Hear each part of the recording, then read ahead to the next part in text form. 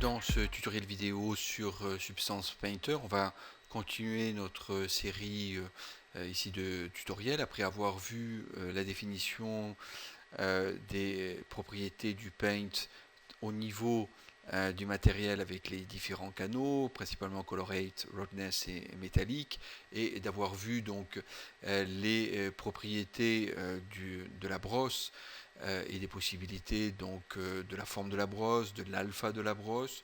Eh bien, on est en mesure maintenant de pouvoir appliquer de la matière sur notre modèle 3D à partir de la définition des caractéristiques que je viens de citer.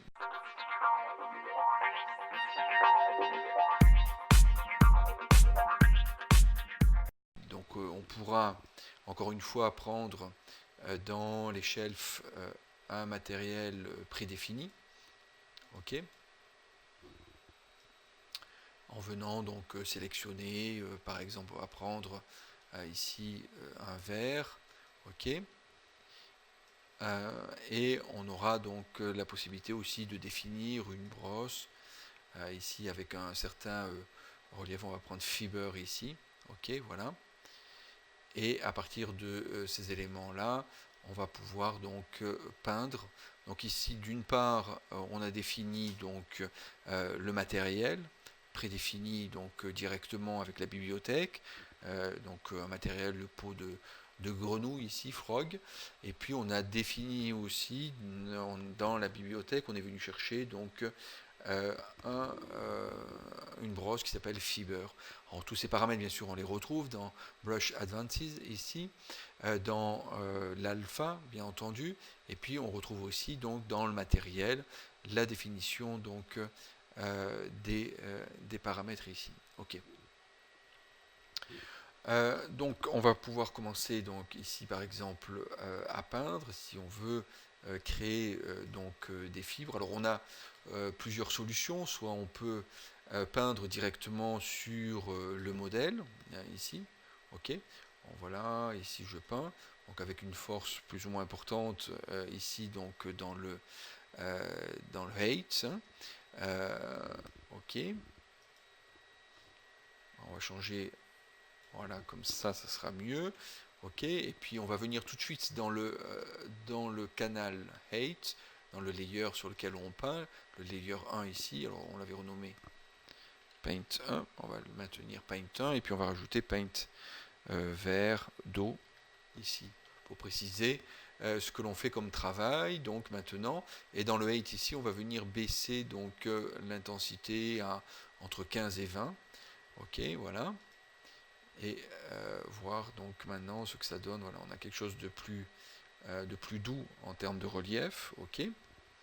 On va venir régler donc la taille de la brosse. Okay, voilà, pour venir peindre sur la colonne ici voilà, de la matière. Alors là, on n'est pas sur la meilleure définition qu'on peut avoir, bien entendu. Hein, on voit donc la pixelisation. C'est juste à titre d'exemple pour que ça puisse rester de manière très interactive ici. Et on va pouvoir peindre. Alors on peut peindre directement donc sur le modèle ici. Ok. 3D, voilà. Ok. Et on peut aussi donc venir peindre sur le développé UV 2D, donc sur le modèle aplati ici, de la même manière. Ok, on peut venir peindre comme ça, voilà. Ok, voilà. Alors on voit qu'on déborde sur l'élément suivant. Donc le contraire du paint, c'est la gomme. Donc la touche 1 permet de peindre, la touche 2 permet d'avoir la gomme ici que l'on peut donc éventuellement agrandir, venir gommer, voilà, hop, enlever. Ok. Et donc on va ensuite appuyer sur la touche 1 et repeindre avec un pinceau plus ou moins fin ici pour pas trop déborder et ainsi de suite. Donc voilà, ici, ok, on repeindra et ainsi de suite. Alors ça c'est la première possibilité de manière interactive, sans limite ici, d'effets de bord, avec plutôt les effets de bord que l'on peut avoir. Éventuellement, si je reprends un pinceau un peu plus grand, hop, je vais déborder. Et donc ça peut être assez embêtant si je veux peindre, bien sûr, l'ensemble d'une pièce. Alors maintenant, si je veux déborder, bien entendu, c'est intéressant. Si je veux passer d'une... Mais si je veux peindre, effectivement, juste une pièce, eh bien, ça peut être assez embêtant d'avoir à maîtriser son coup de pinceau, qu'on le fasse donc à la souris ou à la palette graphique ici. Ok, donc ici ce que l'on va pouvoir faire, alors on a plusieurs possibilités. Une des possibilités, c'est de dire que ce paint ici vert d'eau, alors on pourrait même l'appeler, pour être plus précis, vert colonne d'eau, voilà. Et ici, eh bien, on va lui appliquer donc un alpha qui va permettre de localiser, donc de limiter cette couche-là à la zone qui nous intéresse. Donc pour ça, eh bien, on fait bouton droit à la souris sur le layer, hide black mask ici. Ok, donc normalement tout va disparaître exactement. Et ici, et je vais venir pouvoir peindre. Donc soit je peins ici donc dans le masque et je fais réapparaître donc les parties qui m'intéressent de ce que je viens de peindre. Ok, ça c'est une façon de faire aussi. Ça revient à peindre là dans mon cas de figure, hein, dans mon pipeline donc de paint, autant rester sur le paint à ce moment-là. Autrement, je peux définir mon alpha d'une autre manière avec les paramètres de. Alors ici j'avais mis de côté, voilà, je les remets ici. Le polygon fill ici et l'UV ici qui est intéressant parce que je vais sélectionner donc maintenant donc je mets en color blanc, color donc A1 et je sélectionne donc la zone isolée, donc les faces qui sont regroupées donc sous la forme de cette colonne ici que l'on a dans le dos, et je clique dessus et apparaît à ce moment-là donc on peut le voir ici, on le voit en bas en blanc, donc le masque laisse juste cette partie blanche qui va me laisser donc apparent juste cette zone là, ce qui va me permettre donc de revenir ensuite sur le paint et de revenir donc ici, j'oublie pas de recliquer donc sur la première icône donc du layer, hein, ici, que je sois donc sur le base color, sur les autres c'est pareil, puisque ici j'ai dans matériel, dans les properties du paint, j'ai bien coché color 8, roughness et métallique, donc les quatre sont touchés par le coup de pinceau que je le donne avec les caractéristiques qui sont définies donc ici par ce type donc de matériel procédural dont on verra les détails et la construction. Alors ici donc je reviens sur mon paint vers colonne d'eau, mon layer, je peins donc maintenant de manière plus tranquille, je dirais entre guillemets, dans le sens où j'ai un alpha qui me protège et qui limite ici donc le paint, et donc je peux venir donc peindre ici donc voilà. Alors je peux bien entendu augmenter donc là le coup de pinceau, ce qui va me permettre ici de pouvoir peindre d'une part, éventuellement de pouvoir changer donc un peu ici donc dans certaines zones de ce que je suis en train de peindre, de rajouter un peu de matière différente.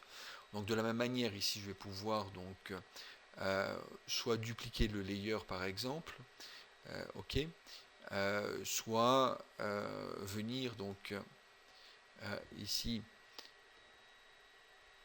créer donc un nouveau layer, ok, pour venir peindre ma matière. Alors je peux peindre dessus bien sûr, je peux repeindre, alors j'ai perdu ma matière, je la retrouve ici, je la sélectionne ici, ok, donc c'est caïman maintenant, et ici je choisis donc une brosse de type cuir par exemple, les fers ici, et je peux venir peindre dessus par exemple, voilà, pour ajouter un peu de grain de couleurs différentes, ici brun, ok, voilà, qui va venir un peu complexifier donc ma matière ici directement. Alors je le peins d'autant plus facilement encore une fois que j'ai peint sur l'alpha, autant pour moi. Ok, alors là c'est très simple. On revient donc sur l'undo stack. Et OK. Voilà. Ici.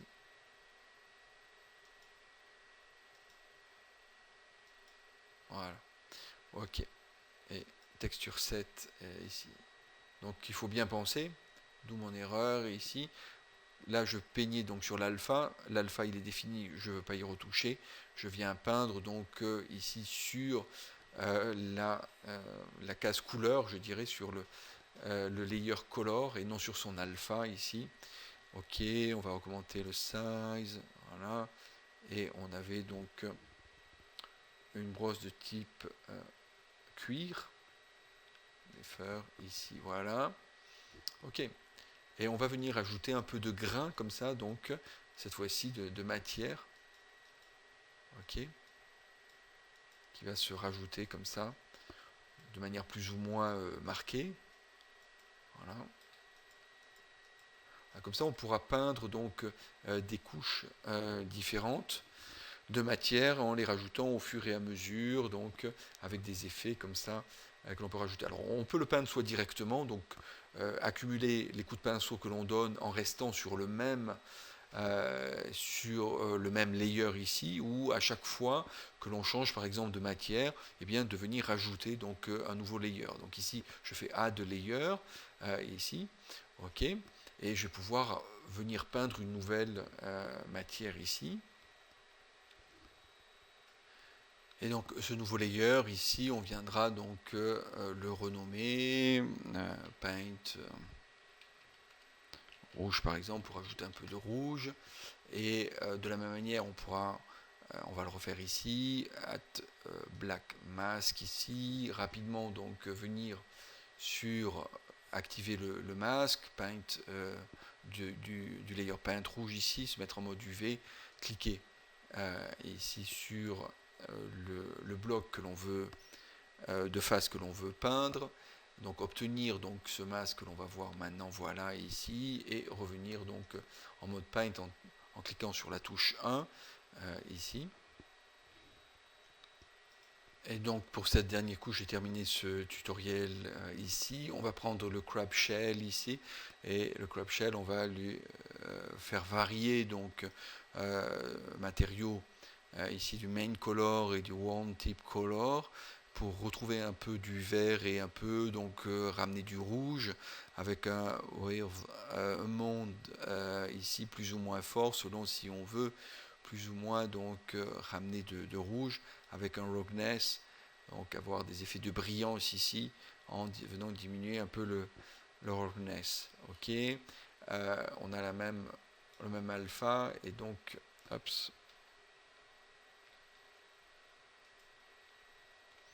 on peut venir donc peindre en se mettant sur la bonne icône dans le layer paint rouge ici.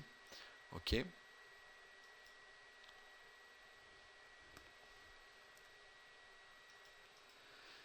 donc comme ça on va pouvoir peindre donc du rouge réincrusté, donc par exemple du rouge dans cette première texture verte, de manière plus ou moins donc poussée ici, en venant donc par exemple rajouter des formes ici de cercle, et donc selon bien entendu l'épaisseur que l'on veut donner, avec le flow ici plus ou moins important. OK, alors on va venir donc avec un artistique ici, voilà. OK, alors on pourra donner l'impression de venir remplir ici, ce que je vais faire ici. OK, par exemple, plus ou moins. Et puis pour terminer ici, on va pouvoir donc utiliser un mode de fusion avec donc les couches sous-jacentes. Donc on peut très bien donc se mettre en mode overlay, donc pour obtenir un mélange donc des deux niveaux de couches entre le rouge et le vert, en mode multiply qui est pas très loin du mode overlay dans ces conditions là. On pourra utiliser un mode opposé qui est le mode screen ici, qui va donner donc la prédominance aux teintes claires ici, et ainsi de suite. Donc on va pouvoir comme ça combiner donc avec d'abord un mode de fusion bien particulier, donc je peux me remettre en mode normal ici, et une force, comme je l'ai fait pour le 8, si je veux plus ou moins donc donner de force ici à ma couche, mon calque, mon layer ici, sur l'ensemble donc du paint que je suis en train de faire sur la partie qui m'intéresse.